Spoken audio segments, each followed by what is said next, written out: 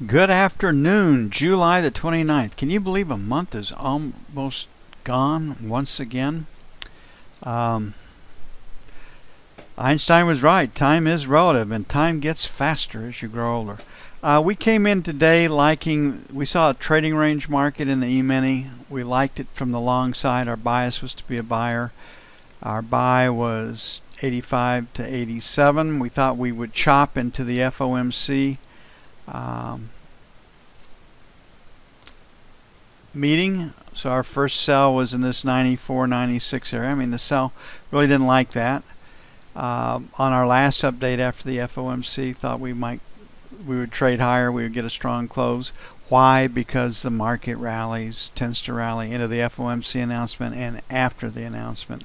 So the FOMC announcement by the market is being taken that inflation is really turning into deflation if you look at commodity prices around the globe.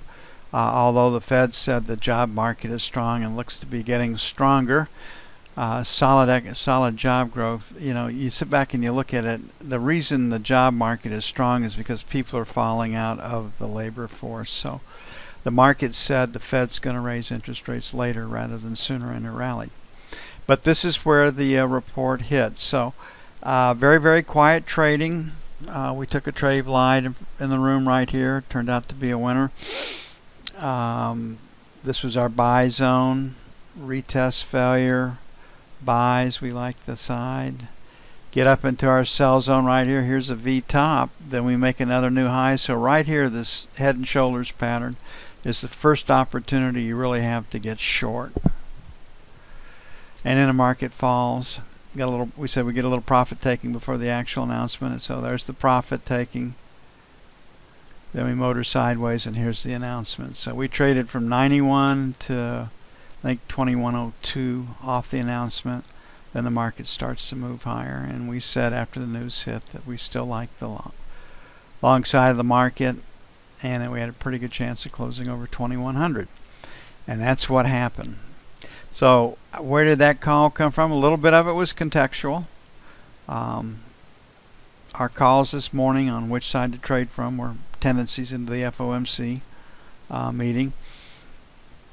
And then the market is strong. The Fed's going to raise interest rates later rather than sooner, which is the way the market took it. You could tell that on the initial reaction. And the rest just kind of falls into place. So looking at our F1 screen, and this is the way we do it every day. Higher low, higher high. That makes us buyers tomorrow. We want to get long to see if we can take out today's high.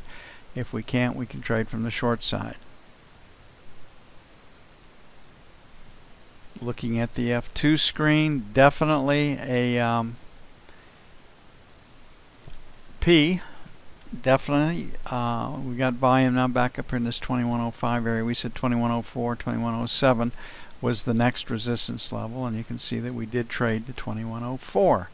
And that was given to you on the last update. So we like the long side of the market. This is the news announcement. You can see that we're dealing with another P. So what's the easiest trade to see? Failure to take out 2105. So sell failure to take out 4 to 7. Get through that. We've got volume up in the 13 area. So selling 13s to 15s would be the next trade. I have a feeling we probably won't take out this overnight high. On the buy side, the breakout came from 98. We're at 28.01. Last rotate down was 97.50, so 95, 97 for Globex is buy 1. 90.92 buy 2, where we were this morning. And that's it for the E-mini. Tomorrow's news, jobless claims 272, GDP plus 2.9%. Deflator plus 1.5. The focus will be GDP and jobless claims.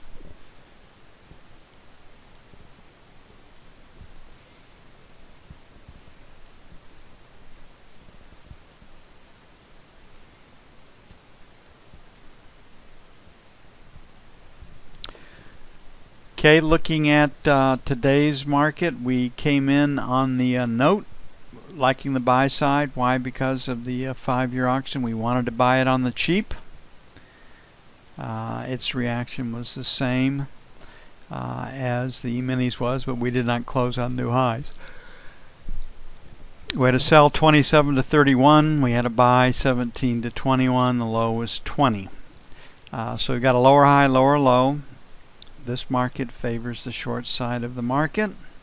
We do have the 7-year auction, and we're going to do the same thing that we did today. We want to buy into weakness because they can't move that paper without taking the market higher. There's no incentive for me to buy if the market's head lower. So 17 to 21's buy 1. Buy 2, 9 to 13. Expect them to have a hard time getting through 28, so we'll make selling failure to take out 28 to the buck. 1, then 3 to 7 will be sell 2.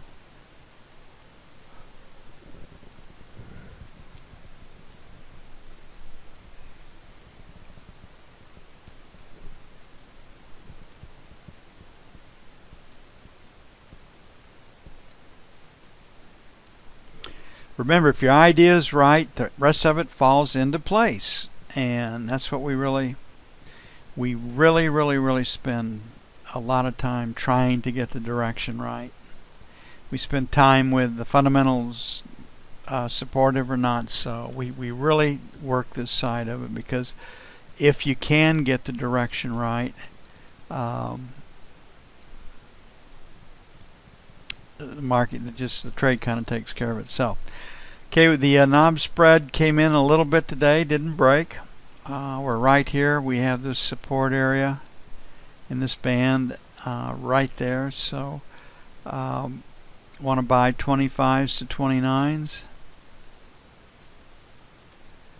and then 17s to 13s.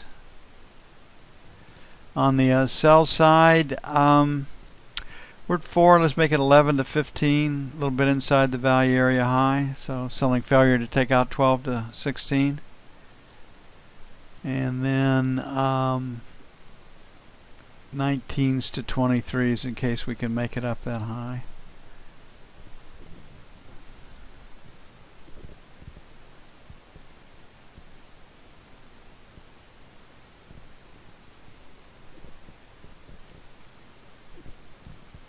I hope the visitors to the room are enjoying themselves. We want you to make your money early in the session. We want you to go to sim trading to keep working on that 10,000 hours that you need. But you got to learn how to put money in the bank.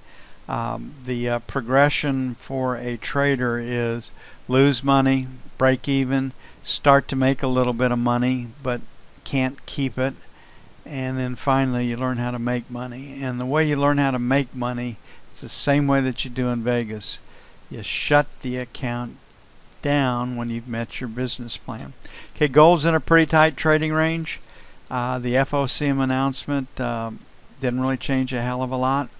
The status quo has been maintained. The status quo in gold is that it's sold. And so if we take a look at gold, how can you say that, Charles? Well, I can say that by just look at that beast. You're looking at a pretty pronounced B. So we got a seller 111.05 to maybe as high as that low way over on the left side of the screen, 30. And we've got a buyer below 85. So higher low, higher high, could be a buyer, but you can see we're rejecting 111. We'll see if that is confirmed on the F2 screen. Pretty square distribution, all things considered. A little bit more volume in the bottom half, not a lot. So you're really kind of looking at a D here. That's about as close as you get in real life to a D pattern. We rejected prices above 98, rejected prices below 89. So we got a 90 minus, 111 plus market. So selling 98s to the bucks, sell 1. Picking up this high over here, 4 to 6, sell 2. On the buy side, 90 to 92. Then our 85 to 87. And the 85 to 87 is where we were this morning. when 98 to the buck is where we were this morning too. So our assessment of the gold market and where to buy and sell at made at 6:45 Central Time was correct, well before the fact, and we pride ourselves in that. We know what we want to do before we get there. Then we get deceleration or our setups, we take the trade, and then the trade works or it doesn't. And I'm not being nonchalant when I say that. It's the way the markets work. If your idea is right, and you're on the long side and the market goes up, you make money. If your idea is wrong, you lose money. It's pretty simple. No one likes to hear that because, well, we've done all this studying, we back tested it, we look at this and look at that, and market's got to go higher, got to lower. It doesn't have to do any of that. But if your methodology is sound and robust, you're going to have a bottom line. And our methodology is sound and robust. Trading range, we have an inside day on the 6E contract, the euro.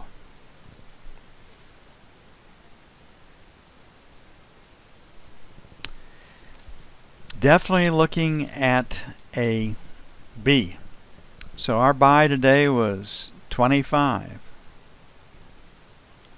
Excuse me, let me get on the right contract here. Those two are so close together. I don't read through the gray very well. And I'm not colorblind.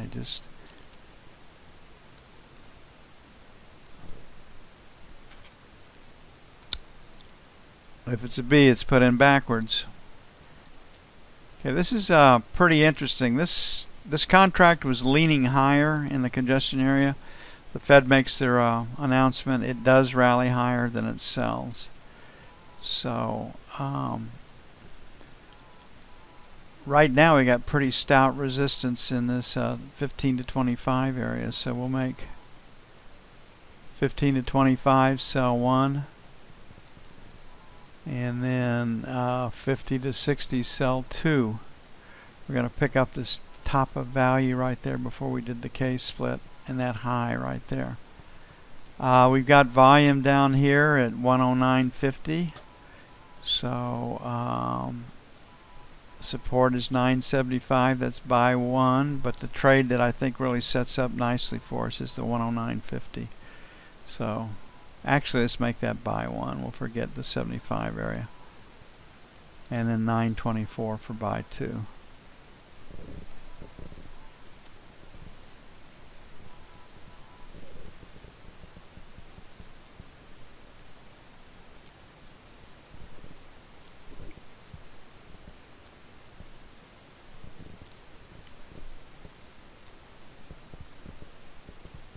And last but not least, crude. Crude can rally, and it does so with a vengeance, even in a down market.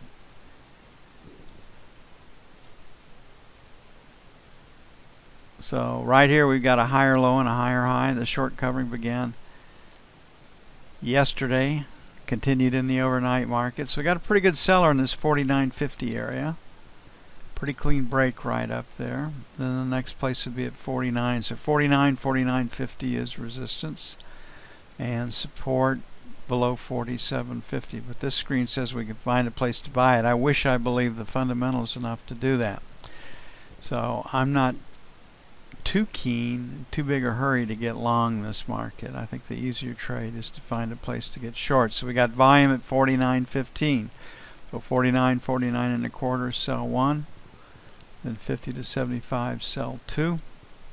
Buy side, the breakout came from 48, 48, 48 and a quarter, buy 1. 47.50, 75, buy 2.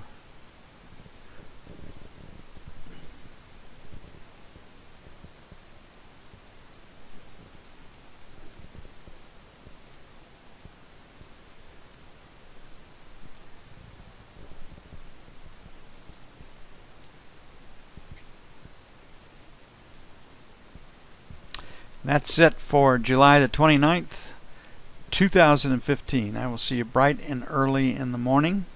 We'll get the E-mini set up as soon as I get the recording captured.